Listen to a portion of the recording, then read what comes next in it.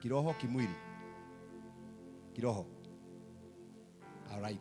Wacha tusome hii ndio tuweze kukaribisha waibaji. And then tutaona. Wakorintho 15. Wacha tuanze pale 5.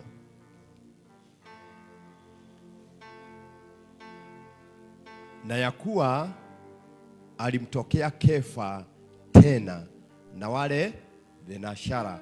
Baadaye aliwatokea ndugu zaidi ya 500 pamoja. Katika hao wengi wanaishi hata sasa, ila baadhi yao wamelala. Baadaye akamtokea Yakobo tena na mitume wote. Meaning, ukisikia anasema kwamba alimtokea, amemtokea kama amefufu. Nafikiri hiyo maandiko hapo Paulo akiandikia Wakorintho alikuwa anawaandikia kuwahakikishia kwamba Yesu alifanya nini? Alifufuka. Tumeshika mpaka hapo. Akawaambia amewatokea kina Kefa, amewatokea kina mitume na mambo kama hayo. Na baadaye aliwatokea ndugu zaidi ya 500 pamoja. Katika hao wengi wanaishi hata sasa. Na baadaye akamtokea Yakobo tena na mitume wote. Na mwisho wa watu wote alitokea mimi, kama ni mtu aliyezaliwa sio kwa wakati wake. Sasa hapa ni Paulo anazungumza jinsi alivyomtokea. Mohe alimtokea ni wapi Yesu alimtokea Paulo? Ati nini? Akielekea Damaski. Alright? Wakati hiyo ndio wakati alikuwa anaitwa Saul. Alright? Yesu akamtokelezea akamwambiaje? Saul, Saul, why do you persecute me? Sasa hapo ndiye anasema kwamba kama mnashaka kuhusu kufufuka kwake, hata mimi hata kabla sijaokoka, wakati sijaitwa Paulo, alifanya nini? Kwa hiyo kama kuna shaka yoyote kwamba hakufufuka, Yesu alifanya nini? Alifufuka. Kwa hivyo haya yote yanatuonyesha kwamba Yesu alifufuka. We don't have any doubt. Lakini nikauliza swali, na kama hangefufuka, watu wengi wangefanya nini?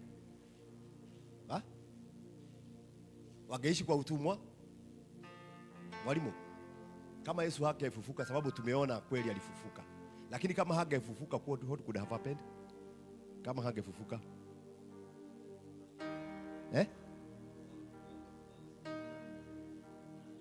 watu wangebaki kwenye dhambi. Pia tungepata kujia ukweli. Sasa ni kama unataka kupata kuelezea vizuri. Hatungepata kweli, jia na nini? Na uzima. Now, let's summarize this way here. Na unisikize kidogo. Kama Yesu Kristo hangefufuka, brother Joroge, hii injili ambayo tunayoihubiri leo ingekuwa ni ya bure.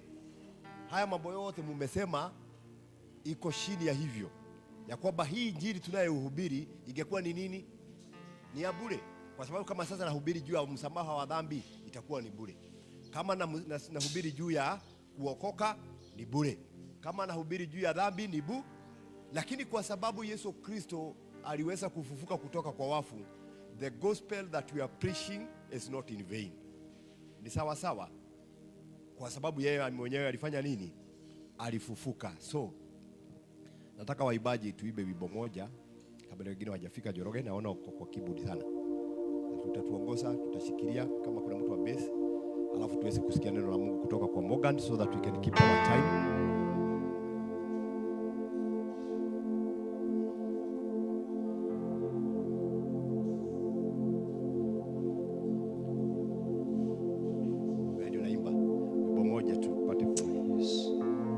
Naomba tusimame wote tunapoimba huu wimbo. Tumeanza ibada yetu already.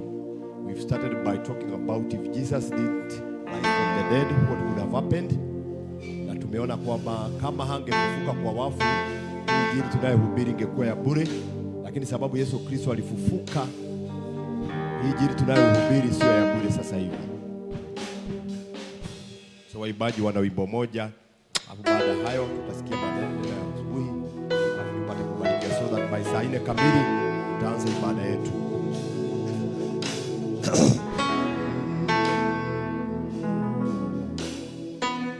Yes. Father, we worship you.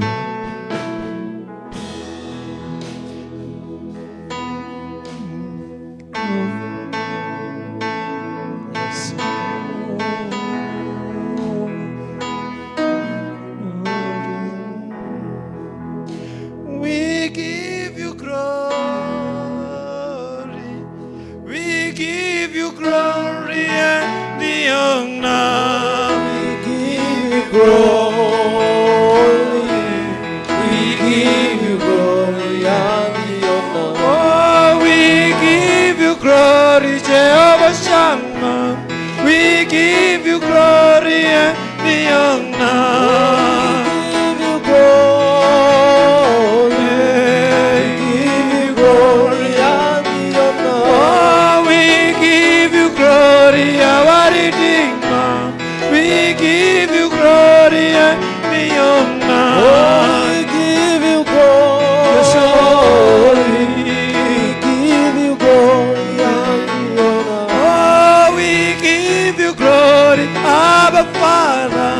We give you glory and the honor. We give you glory and the honor. Oh, twakupa sifa, twakupa sifa na heshima. Twakupa sifa, twakupa sifa na heshima. Twakupa sifa, nene nasi, twakupa sifa na heshima. Twakupa sifa, twakupa sifa na heshima. Twakupa sifa, Baba yetu, twakupa sifa na heshima. Twakupa sifa, twakupa sifa na heshima. Twakupa sifa, utusamehe, twakupa sifa na heshima.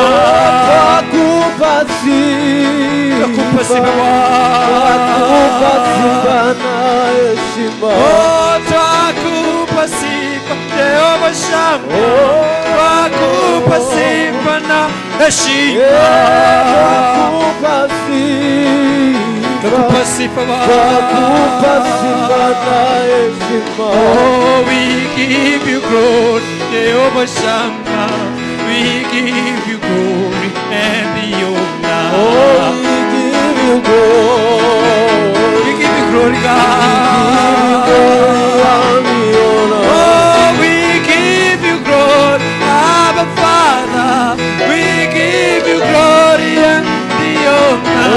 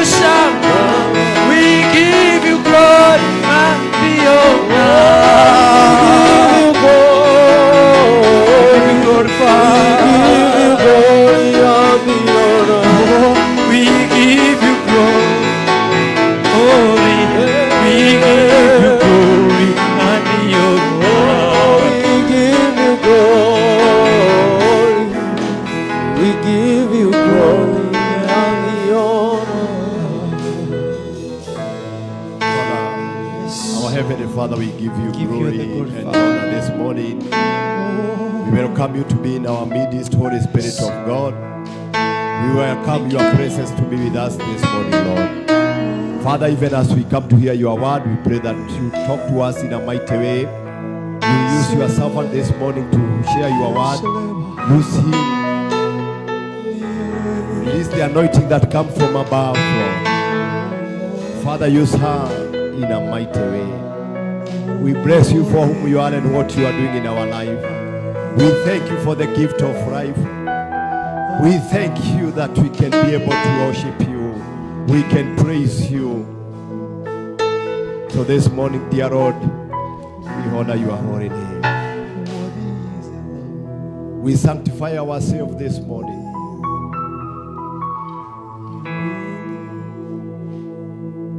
We bless your holy name this morning, Lord. We pray for the fire of altar to keep on burning, Lord. That will be kept by our prayers. With a lot of humility, Lord, we come before your presence. We humble ourselves this morning, Lord.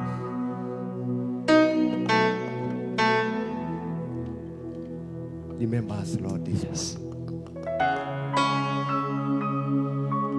Remember me, oh Lord. Remember me, oh Lord. Remember me, oh Lord. Remember me, dear Lord, I pray.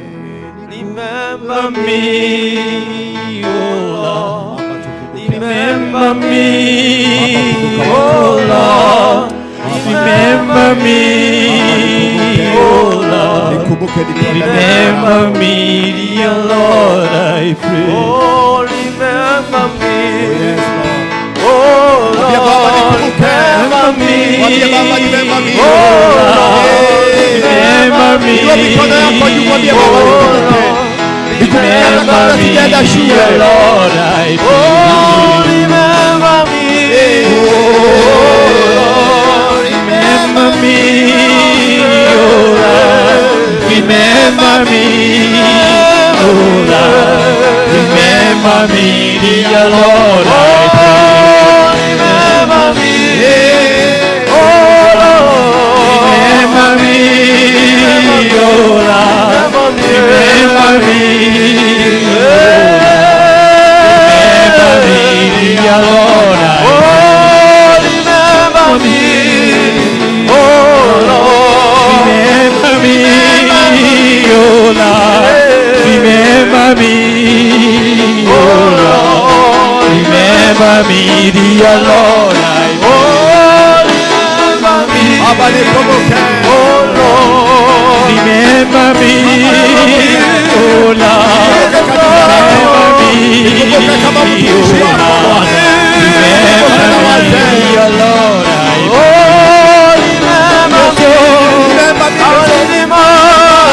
Remember me, oh Lord. Remember me, oh Lord. Remember me, dear Lord. Remember me, oh Lord. Oh Lord. Remember me, oh Lord. Remember me, dear Lord. Remember me, oh Lord. Remember me, oh Lord. Remember me, oh Lord.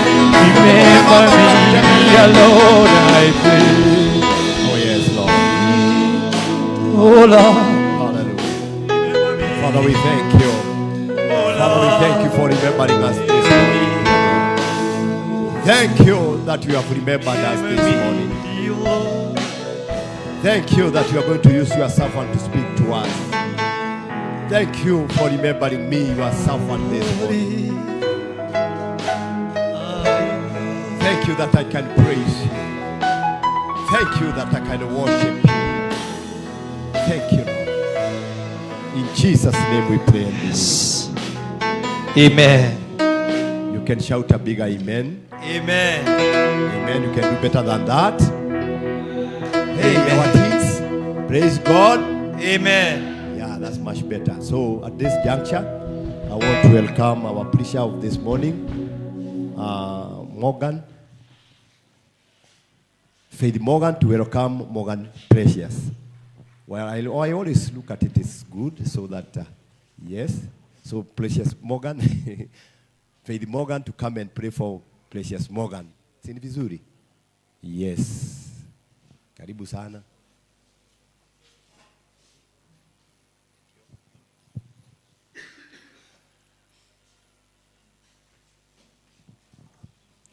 Praise God. Praise God again. Okay, let's believe and pray. Mighty and everlasting Father, we come before you this day with thanksgiving in our hearts. We say thank you for this morning that you've granted unto us, oh Father. We adore your name. We glorify you for who you are, for there is none to be compared with you, O God. I dedicate this preacher today before your hands, O Lord, as she's going to teach us your word, O Father. I pray that you may use her as your vessel, O Father. Whatever word that comes out of her mouth, I pray the Holy Spirit to be in guide of her, for there is none to be compared with you, O God. Even for us as your listeners, O Father, we pray that we will not only be the listeners of your word, but also the doers of your word, O Father Jehovah. We appreciate your name. We glorify you for who you are. I pray for the presence of the Holy Spirit to guide her, to bless her, for there is none to be compared with you. Lord, when you shall see the end of this word, surely honor and glory shall be back unto you. In the mighty name of Jesus Christ, dear Lord, I do pray, trusting and believe. Amen. Praise God. Praise God again. I'll kindly ask you to remain standing as we read the word of God. So tutasoma kwa Matthew chapter 14 verse 22 to 33.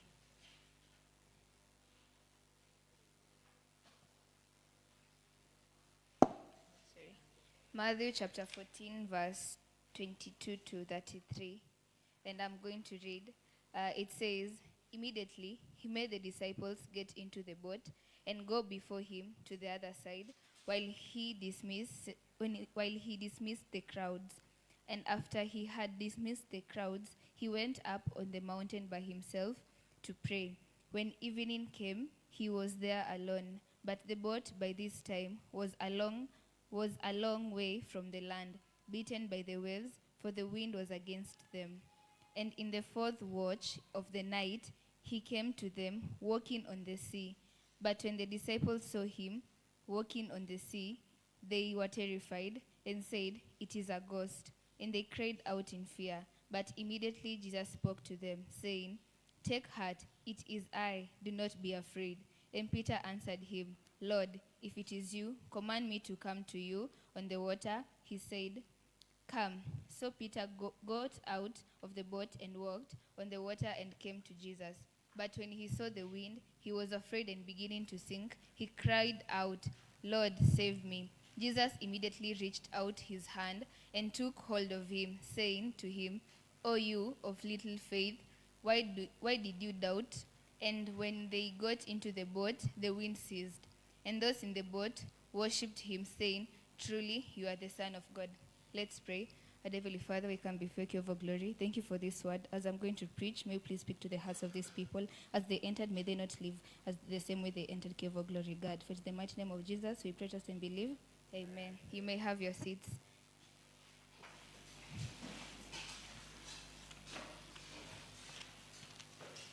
So praise God again. Praise God. So our topic of today will be growing through storms. Growing through storms. The previous Sunday, I talked about do not give up on your destiny, and then the next Sunday I talked about identifying your purpose, and then faith taught us who you are. Sindio? Now I understand that in your way, your path of going to your destiny, in your way of finding your purpose, there will be a lot of storms that will come through your way. But in the midst of your storms, we have to learn to grow through our storms. Amen? Amen. Yes, so we're going to analyze that from the verse that we've read today, Matthew chapter 14, verse 22 to 33. So the verse, it's where that Jesus walked on water. Okay, so my first point, I will start off as a question. When Jesus was taking the disciples I don't know if it was the sea or the Lake of Galilee there, do you think, he knew what will happen. He knew they will encounter a storm. So in the verse 22, it says, immediately he made the disciples get into the boat and go before him to the other side while he dismissed the crowds.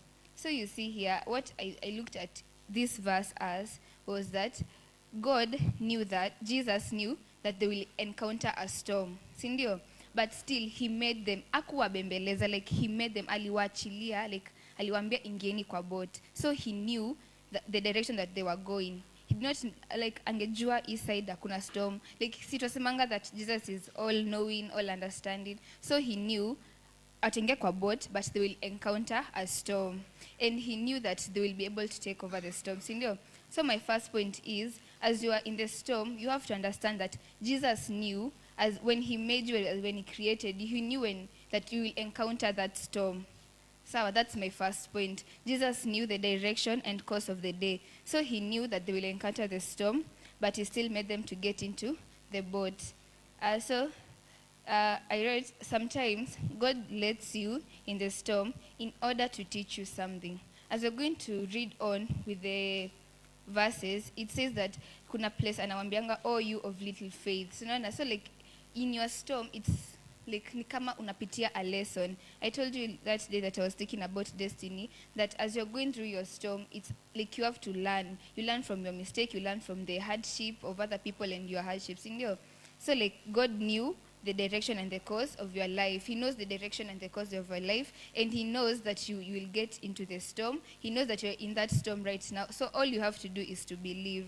And another thing I wrote is, it's not every hardship is from the devil.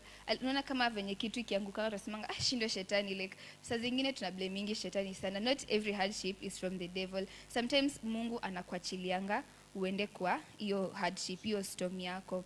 Like you have to, saa zingine unafaa kuacha kuresist, just go with the flow. And kitu ilinibamba na hii verse with the disciples, as they were in that storm, they did not go back to where they came from. Hakuna place tumeambiwa kwa Biblia, as they were in the storm, they went back. Sindio? So they kept on moving forward. Hata kama kuna storm, they keep moving forward. So hata kama like you are in your life right now, unasikia kama uko kwa in a storm, just do what the disciples did. They did not go back from where they came from. Usirudi nyuma, do not give up, just continue going on. Okay? And I always say this is my favorite quote. Inasemanga that God is He's not there to protect you against the storm, but in the storm. Sawa? So you have to understand that God is there with you. Hata kama saa zingine una feel like hayuko amekuacha, he's still there with you. Okay? Amen? My second point was, you have to be disciplined in his presence. So like, nilikuwa sikiliza another pastor, alikuwa anaitwa Pastor Philip. He was saying that sometimes most of us, when we are in our storm, we run to prophets. Ituwashina mekwambia, I see your future, naona ndoto yako. Some people wanaenda kwa seers, fortune tellers, how. But we should be disciplined. So when you're in your storm, that time you're very vulnerable. Because, us as human beings, tukiwa like under emotions, we are very vulnerable. Like, utakuwa easily tricked. And that's your time ndo shetani anakujanga kwa sababu anajua you have loosened your guard. So the time that you are in your storm is the time that you should be disciplined. Unafaa kuwa in the presence of God. Sikiliza worship, enda kanisani, omba. Do not let down your guard. You should be disciplined. Unafaa the same way like most of the people angalianga kuna another millionaire huko anakuanga very disciplined. Kana time ya kufika kazi, like atafika mapema by 8 hivyo, like ako so strict na kazi yake. The same way in Christ you have to be disciplined in him. The time that uko kwa storms, so time ya loosen your guard, so time eti hautakuwa unaenda church, hauombi, unasikia usikii kuimba, usikii kuja kanisani. No, that time is hiyo time ndio ufai kabisa. Unafaa kushinda umeomba kabisa. Sasa unasikia usikii kuomba, hiyo time unafaa kuomba. Okay? Yes, that's my second point. My third point, it comes from verse 25, which says, and in the fourth watch of the night, he came to them walking on the sea. Unaona hiyo? And in the fourth watch of the night, he came to them walking. I want you to underline hiyo. Alikuwa anatembea, hakuwa anakimbia, hakuwa na hiyo. He was walking on the sea. So, on my point I wrote, God lets you linger in your trials for a while. Sawa? So najua most of us, we expect we are in a trial. So even let's say niko mgonjwa na expect nikikuja hapa niombe for 1 hour nitapona immediately. Tunaambiwa kuna wana majibu different, kuna yes, no and wait. Sindio, hiyo ni kitu sijaisahau kutoka Sunday school. Kuna yes, no na wait. Sindio? So sometimes you have to understand when you're in your storm, it can either be a yes, no or you wait. So God will not, so lazima usi-expect your answers to be jibiwe immediately, but just know that God is in working. Hata kama unakuwa umeomba for long time, umeomba unaambia Mungu please Mungu niondoe kwa hii shida, ama Mungu please nijibu maombi yangu. It's not that he's not listening to you, it's not that he's not coming to you, it's just that he's walking. Unaona, he's just walking majestically. Yeye hakimbii, anatembea tu, but he's working. Sawa? So I want you, nataka u understand here that Jesus, he was walking on the sea, he was not running, alikuwa ametulia tu. So in the time of your storms, and you una feel like Mungu is not working in your life, ama una feel like amechelewa, hajachelewa, is that he's walking. Sawa, atafika. See, in the end of the day, alikaribia the boat of the disciples na akawasaidia, and there was no storm again.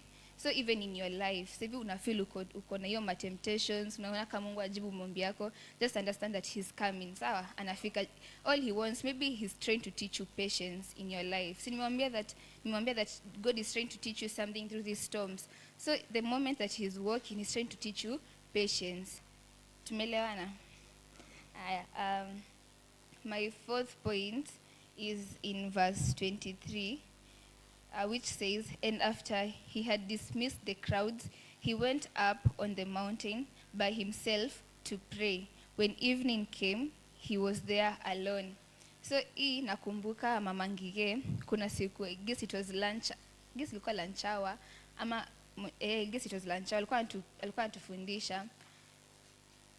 Excuse me, na akasema alikuwa na preach ile time yenye Yesu alikuwa ameenda ilikuwa ya Lazarus, healing of the Jairus, ilikuwa Lazarus daughter, Jairus daughter, sorry, healing, raising the Jairus daughter. Akasema that kuna place ilifika, akaambia the crowd waka nje, akaingia yeye, Peter, John and James na mzazi wa ule mtoto. So alikuwa anatuambia that in your life sio kila saa utaenda na kila mtu. Sawa, learn to stay alone. Unajua saa zingine not everyone ako hapo anakufurahia. Kama shuleni, mostly ka shuleni, me personally I learned, unaonanga that kuna time ukiwa chini kuna mtu atakuja za kukwambia sasa unalia nini. So unaona, but kuna mtu atakuja anze kuencourage akwambia usijali, God is there with you. But hiyo time, it's not time ya kushinda umezunguka kwa kila mtu, ushinde ukiambia kila mtu shida zako. Kai, unajua by the way napitia na hii, by the way unajua mzazi wangu alifanya hivi, like you go spreading to everyone. So kila mtu anaambianga kila kitu. So in your time of storm, so time utashinda ukiambia kila mtu, you just cry in silence, enda tu kwa presence of God. Unaona hapa tunaambiwa that Jesus on that time, he dismissed the crowd, akaenda up the mountain by himself and he went to pray. Akuenda na watu kwenda kuwapatia moshene, by the way niliona hii na hii, by the way wewe utakufa, wewe utapata storm. No, alienda peke yake and he started to pray. So in your time of storm, sio time utashinda umefuatana na kila mtu.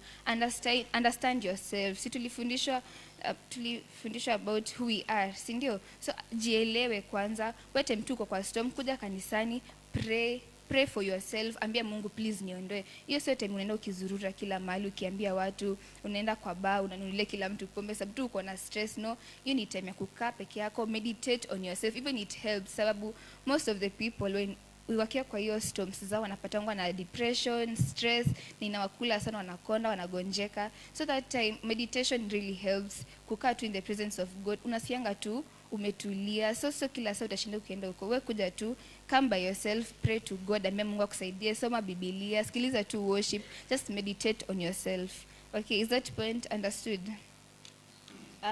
My fifth point, it comes interjoin ziko mbili in verse 28 and verse 30 and 31. So the point is, you should get out of your comfort zone, and while you're in trouble, look for Jesus for help.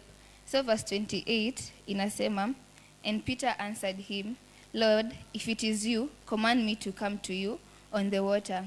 And then verse 30 and 31 it says, but when he saw the wind, he was afraid, and beginning to sink, he cried out. Lord, save me. Jesus immediately reached out his hand and took hold of him, saying to him, O you of little faith, why did you doubt? So first of all, kwa verse 28, hapa nimeandika hop out of your comfort zone. Do not be afraid to take risks. Sawa, hop out of your comfort zone. Like, tuelezeaje?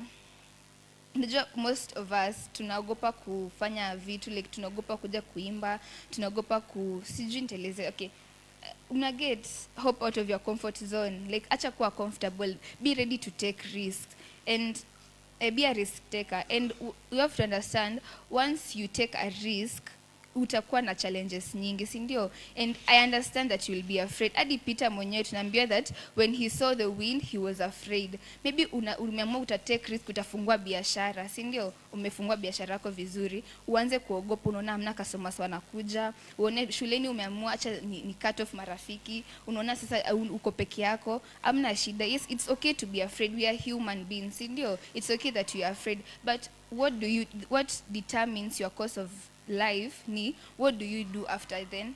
Umetake a risk, yes unaogopa, but what will you do again? Utafunga biashara, will you look back? No. In that midst of kuogopa, kushtuka, and that custom kako kwenye huko, what you're supposed to do is what Peter said. Peter akuangalia back, because angeweza angeangalia nyuma, angalie the people who are on the boat, si ndio? Aswim aenda arudi kwa boat. But what did he do? Alikuja, when he was beginning to sink, he cried out, Lord, save me. So there's two things. Peter angerudi nyuma, aende kwa boat, si ndio? But what did he do? He called out to God, si ndio? So in your times, tebu jiulize peke yako, ukiwa kwa shida, unakimbilianga nani wa kwanza? Because most of us, kama tuseme ninaonanga kina Rain, wakianguka mtu wa kwanza akimbilia ni mama yake. Kama wako karibu na babu yao, atakimbilia babu yao, si ndio? Hadi mimi saa zingine nikikaa niko na kesho nitakimbilia baba, niambia, "Hey dad, kuna hivi." But in your that ukiwa kwa storm yako, who do you run to? The first person. Who's the first person you run to? Sawa? So do not go back. Usirudi nyuma uende kwa the boat. Don't go back to the boat, because kama angerudi back to the boat, see, the boat was perishing. Sabi hizo storm, it was capsizing. So you never know whether, if you have decided to take a risk, don't go back. If you go back, you'll capsize in that boat. Look ahead, call out to Jesus, atakusaidia. Si Mungu tunaambia that Jesus immediately reached out his hand and took hold of him. So at the moment you're in that storm, when you feel like you are sinking in your fears, una sink in depression, una sink in stress, whatever you're sinking in your situation, just call out to Jesus, and Jesus will immediately hold out his hand and akutoe. Sawa? And sometimes nimwambia hapo before, utafeel kama ina take a while. It's because he's walking, he's not running. Just be patient, endelea kuomba, and he will answer you in his right time. Amen. My 6th point, it's from verse 29. It says, he said, "Come." So Peter got out of the boat and walked on the water and came to Jesus. So the point I wrote is, understand the power that you hold. As long as you have that faith in Christ, and you have to understand that the power that you hold. Peter is the only human being tunajua mwenye alitembea on water. Ama kuna mtu mwingine anajua mwingine? Me only know of Peter. Yeye peke yake is the only, in the record ya dunia, is the only man living like human being mwenye alitembea on water. He understood the power he had in Christ. The faith that he had, that little faith that you had, alitumia hiyo power akaanza kutembelea kwa maji. Sawa? So like, give up on your destiny. Give up on that goal that you want, your purpose that you want, kitu unataka kufikia. You have to understand the power that you have within you. That little faith, that little belief. Take the risk. Chukua hiyo risk, fungua hiyo biashara, fanya hiyo kitu unataka kufanya. Kama ni kusoma unataka extend kidogo, usijali. You have to understand the power that you have inside you. Na niliwaambia last time that tragedy strikes when an idea dies in a man. Usikubali hiyo idea ikufe ndani yako. You take the risk and do what you want to do. Sawa? Just use that little faith that you have. Sawa? Walk over your problems, walk over your trials, walk over your temptations. Tembea juu ya venye Peter alitembelea. I see the sea as your trials, stress, lack of money, hizo zote, me I see it as that. So like venye Peter alifanya, he used that little faith and he decided to walk over it. Si ndio? We tembea, take the risk, walk over those trials that you have. But you have to understand there will come a time, there will be storms and you'll start sinking. But remember, the moment you start sinking, what you have to do is look up to Christ. Nobody else. Don't go back to the boat. Look up to Christ and he will lift you up from the trials. Okay? And also, my 7th point is, from the same verse, God wants to reveal himself to you. There is this quote that says, the stars shine brightest in darkness. Nani ashaiona star kukiwa na jua? Nani sasa hivi anaweza toka nje tuonyeshe star? Hakuna, si ndio? Stars hazionekanangi kukiwa na light, zinaonekananga in darkness. So I view this darkness as your time of storm, time kuna trials. Kwa sikiliza Pastor Philip akisema that ukienda kukiwa na storm kwa sea, kuna kwanga clouds all over, kuna nyesha, sasa kuna giza fulani, si ndio? So like in your life we're in that storm, but Mungu is that star. The time that utaona Mungu akiwa brightest in the time in your darkness. Sawa, like unaona usiku ukitokanga nje unaona stars zikishine hivyo and all that. So like the stars shine brightest in darkness. God is trying to reveal himself in you. Mimi nakumbuka nikiwa shule venye niliwaambia story already but nitairudia tena. Nilikuwa na feel like niko down, nilikuwa na feel kabisa mimi nimechoka, but that time is when I felt like I'm closer to God. That time ndo nilikuwa naona presence yake kabisa. Sawa? So na Mungu kuna verse anasemanga that a father hawezi muitisha babako bread akupatie serpent. Si ndio?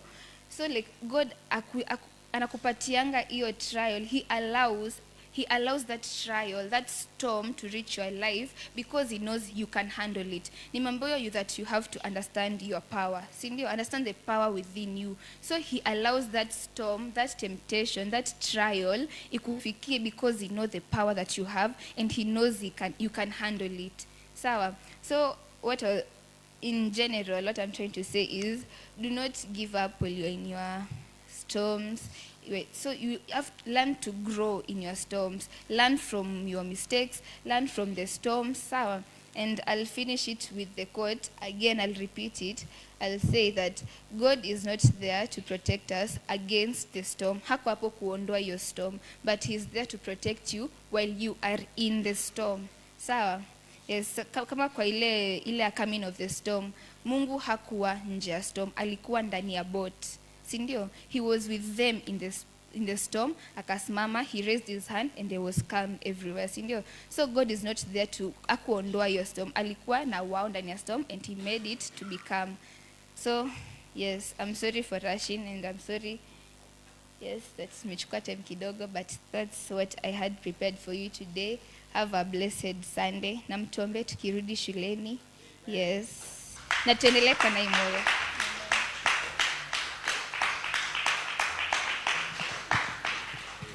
Amen. Endelea kupiga makofi mazuri. Amen. Nasikia amesema, acha tuongee Kiswahili sasa. Amesema Mungu hayuko hapo kukuzuia nini? Dhoruba. Lakini yako hapo kufanya nini? Kuokoa. Kuzuia. That's the word I was looking for. Kukulinda ukiwa ndani ya nini? Ya ile mawimbi. Sawa sawa. And that's how it is. Storms will be there in life. Dhoruba itakuweko kwenye maisha. Lakini kitu ya ajabu ni kwamba na kitu ya kufurahisha ni kwamba hapo wewe ni kumwambia tu tunaangamia.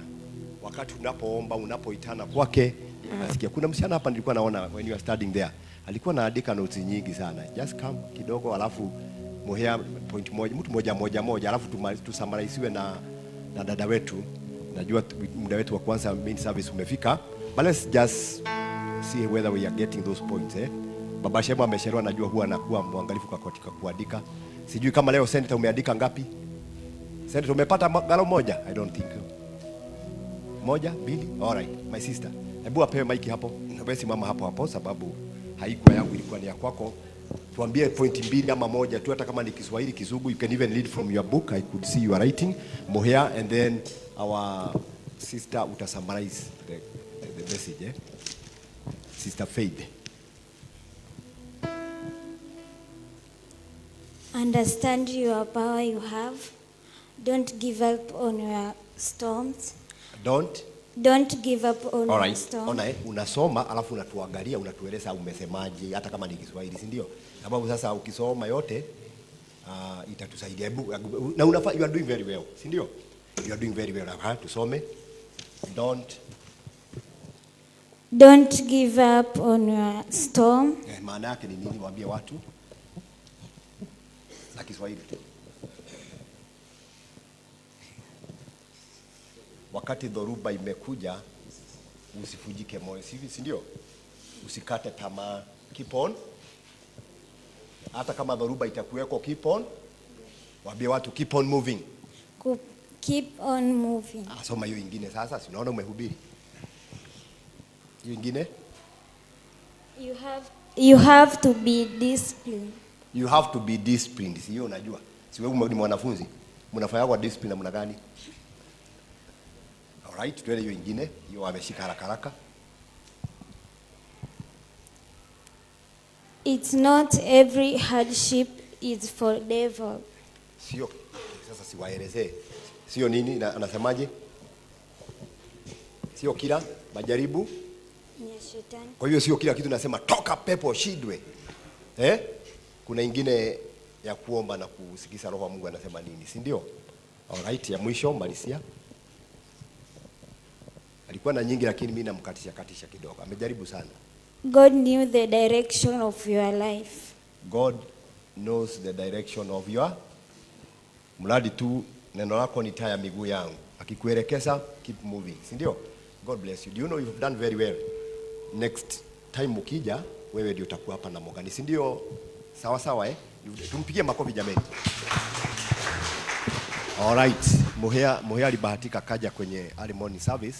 Ana point moja, time nakibia Mohea. Utanisaidia, nilikuwa nangoja mtu akunisaidia. Hebu kaita pale Mohea. Not Mohea wewe, Mohea 1. Bwana asifiwe. Kuja hapa. Okay, tumefundishwa kuhusu mawimbi ama dhoruba. Ni vizuri kwa sababu tumeambiwa kwamba ukiangalia wakati wakati mitume walikuwa na Yesu akawaacha, dhoruba ilipokuja wale walikuwa wanatetemeka. Bwana asifiwe. Lakini tumeambiwa ya kwamba wakati mwingine mawimbi itakuja, haitakuja ili ya kwamba ituangamize ama itumalize. Inakuja ya kwamba ili Mungu apokee utukufu. Maana ukiangalia vizuri utaona ya kwamba wakati mawimbi ilikuja, Yesu wako pamoja na wao, lakini haikuja yawamalize, ilikuja ili ya kwamba Mungu apokee utukufu. Bwana asifiwe. Jambo lingine ni kwamba tusiogope mawimbi. Wakati mawimbi imekuja, pia tujue ya kwamba Mungu yuko mahali pale karibu na sisi. Mawimbi haikuji ili tumalize, inakuja ili Mungu apokee utukufu. Bwana Yesu asifiwe. Kwa hiyo tusiogope. Wakati mwingine mawimbi itakuja, tumeambiwa nyota huja wakati kuna giza. Kwa hiyo wakati mawimbi yako mengi, pia wakati huo ndio utukufu wa Mungu utaonekana. Vita nyingi zikija, utukufu wa Mungu hapo ndio utaonekana. Kwa hiyo tusiogope mawimbi. Bwana asifiwe. Mungu atatuwezesha kushinda, na mawimbi sio yetu, vita ni vya Mungu. Mungu awabariki. Amen. And finally, nataka nimkaribishe mwalimu wake na mentor wake. Sababu najua ni vizuri ndiye alimleta hapa kwamba aweze kumwambia sasa naweza kuketi. Amen. Praise God again.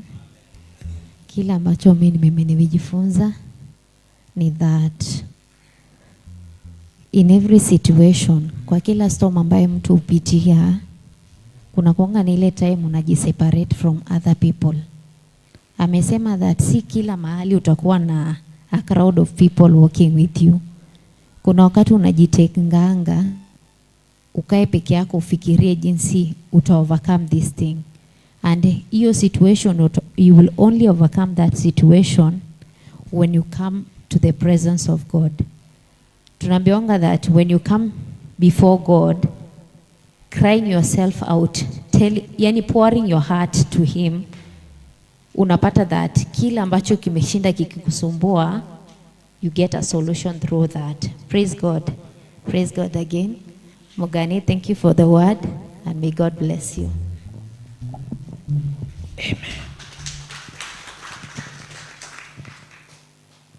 And on behalf of Baba Shem ambaye nasimamiaga service hiyo, tunaelewa jana alikuwa na majukumu mengi, but anyway, thank you so much kwa kupanga mipango mizuri.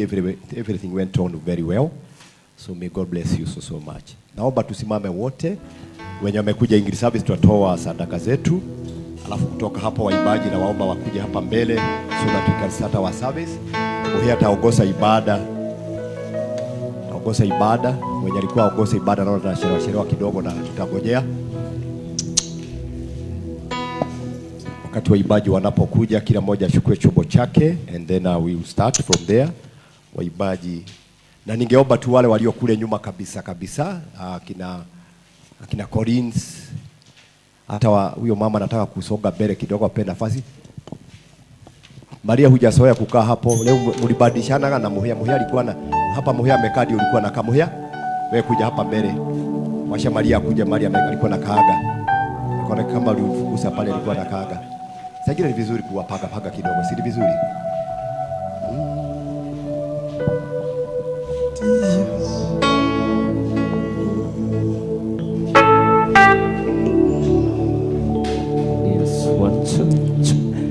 Na inua macho yangu nitazame milimani, msaada wangu watoka wapi? Bali watoka kwako Yesu. Na inua macho yangu nitazame milimani, msaada wangu watoka wapi? Bali ni watoka kwako Yesu. Yesu wangu, umeniponya roho yangu, wewe kweli ni wa ajabu, na mimi ninakushukuru. Yesu wangu, umeniponya roho yangu, wewe ni wa ajabu, na mimi nitakushukuru. Nainua macho yangu nitazame milimani, msaada wangu watoka wapi? Bali ni watoka kwako Yesu. Nainua macho yangu nitazame milimani, msaada wangu watoka wapi? Bali ni watoka kwako Yesu. Yesu wangu, Yesu wangu, umeniponya roho yangu, wewe kweli ni wa ajabu, na mimi nitakushukuru. Baba wetu na Mungu wetu, katika jina la Yesu tumekuja ndani ya hekalu lako, tumekuja kwenye mahali ambapo Bwana wewe unashuka na kukutana na mioyo ya watu wako. Na sasa kama jinsi tumeingia na ule mlango na tumeingia ndani ya hii hema, tunaomba kila mmoja anayeingia katika nyumba hii ututakase na damu yako, tukakubarike mbele ya kiti chako cha enzi. Tunaomba kuoshwa mara tena na damu iliyotiririka pale msalabani. Tunaomba Bwana tukapate kibali mbele yako. Tunaomba Bwana hii madhabahu ikainuliwe juu ya madhabahu zingine, madhabahu ambazo asimwabudu Mungu wa kweli. Na kwa sababu wewe ni Mungu mwenye uwezo na nguvu na mamlaka, tunapoenda kukusifu kupitia midomo yetu, tunapoenda kukusifu kutumia hizo vyombo, tunaenda kukusifu kutumia hata na mikono yetu Bwana, tunaomba Bwana ukatutie nguvu. Unasema umetuumba tukuabudu, umetuumba tukutukuze, umetuba, tuliinue jina lako. Na sisi hapa, hawa ndio Bwana mchana wa leo umewaleta kwenye nyumba lako hivi kwamba jina lako likainuliwe, tukakuweke kwenye sehemu yako, mahali ambapo ni pa juu, mahali ambapo wazee 24 wanainama wakisema mtakatifu, mtakatifu, mtakatifu ni wewe. Kwa hivyo waibaji wanapoenda kukuabudu, ninaomba malaika wakiwa juu mbinguni na wazee 24 tukaungamane pamoja na wao. Ninaomba uwepo wako ukafurike kwa wingi mahali hapa. Kutana na hoja ya mioyo watu wako kupitia uibaji, leta ukombozi. Kupitia uibaji mioyo ya wengi kaponywe. Kuna mwingine atakuja hapa ikiwa amefujika moyo, ikiwa moyo wake umeinama, lakini tutakapoanza kukusifu, wacha mioyo ya wengi yakainuke. Wacha mioyo ya wengi wakakuone. Wacha mioyo ya wengi wakatoke hapa wakasema kwamba nalifurahi waliponiambia twende kwenye nyumba la Bwana. Na kwa sababu tayari wako kwenye nyumba ya Bwana, let there be joy in the house of the Lord, because this is our morning. Kilio chaja usiku na furaha yaja asubuhi. Na sababu asubuhi yetu imefika na tuko katika nyumba lako, let there be joy. In Jesus' name we pray and do believe. Sema amen kubwa. Amen. Salimia mwenye karibu na wewe kidogo tu, waibaji tusalimianane. Just take a step and say hello to 2-3 people. Haina makosa watu kusalimiana. Fudikialie salimia mohe hapo. Watu tusalimianane, smile na mtu. Mwambie jisikie katika nyumba la Bwana. Unajua kama kuna kitu kizuri, this is the only place that you can smile with your friend. Ukiingia kwenye matatu hapo inakuwa ni kwamba Mungu tufikishe. Hata sura tunaharibu. Lakini katika nyumba la Bwana, we are in the house of our Father. Tuko katika nyumba la baba wetu na tunafurahia. Na mwimbaji akaiba ujimu, siimbe hii ni yangu Nalifurahi waliponiambia. Hii ni hawa nyinyi wakati mnajipanga leo Nalifurahi waliponiambia. Nalifurahi waliponiambia. Nalifurahi waliponiambia. Twendeni nyumbani mwa Bwana. Unajua, ngoja kidogo. Unacheza gitaa, everything is doing very well. Ubaya wa hii wimbo, huwezi sema na hujafurahi. Senator, nimeona, unajua first time ya mimi kuona Senator leo umefurahi sana. That smile was wonderful. Senator, hii wimbo huwezi imba kama hujafurahi. Upende, it just comes automatically. Amen. Nalifurahi waliponiambia. Nalifurahi waliponiambia. Nalifurahi waliponiambia. Twendeni nyumbani mwa Bwana. Twendeni, twendeni, twendeni. Twendeni, twendeni, twendeni. Twendeni, twendeni, twendeni. Twendeni nyumbani mwa Bwana. Nalifurahi waliponiambia. Nalifurahi waliponiambia. Nalifurahi waliponiambia. Twendeni nyumbani mwa Bwana. Twendeni, twendeni, twendeni. Twendeni, twendeni. Twendeni, oh, twendeni nyumbani mwa Bwana. Amen. Amen. Amen. Praise be the name of the Lord. Amen. Praise be the name of the Lord. Amen. Yeah, we bless God for this far. Yes. Na kwa matendo yake na mapenzi yake. Unapoangalia tarehe ya leo, tuko Jumapili ya mwisho ya mwezi wa 4. Naomba waimbaji wakuja hapa. Misikimu. Tuko the last Sunday of the week. Sijui kuna nini ya kumshukuru Mungu. Sijui kuna jambo gani la kumwambia Bwana asante. Watoto wanarudi mashuleni. Do you have something that you can tell God? Do you have something that you can present to God? So katika ibada ya leo, kuwa na moyo wa shukrani. Have that spirit of saying, God, thank you.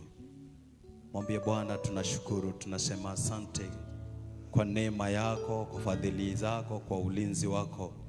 Na hata watoto wetu wanaporudi mashuleni, tunazidi kuwaitishia ulinzi. Many things are happening around, but only for those who are standing, God will always be them. So katika ibada ya leo tunapomalizia mwezi huu na Jumapili ya mwisho ya huu mwezi, mwambie Mungu ni asante. Mwambie Mungu thank you. Open your heart before the Lord. Paulo anasema kwamba moyo wangu uko wazi kwenu. My heart is open to you. Let our hearts be open to the Lord. So let have that spirit of worship. Usiangalie huyo anaabudu aje. Usiangalie huyo anafanya nini, but let it